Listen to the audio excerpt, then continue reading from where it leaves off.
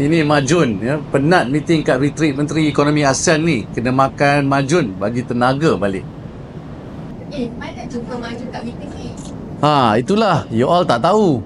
Bila kita buat event besar macam ni, kita akan pastikan bahawa peniaga tempatan ya, biar menteri-menteri ASEAN kenal produk Malaysia.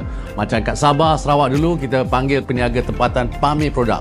Biar masyarakat tempatan pun rasa manfaat ekonomi. Samalah dekat Desa Ru ini. Ni hasil shopping saya ya. Kopi Keluang. Dan ini teh daun durian Belanda dan ada paste asam pedas di sini dan juga paste laksa Johor, dan untuk orang rumah kita ada baju kelawar dan juga Perancis batik Johor.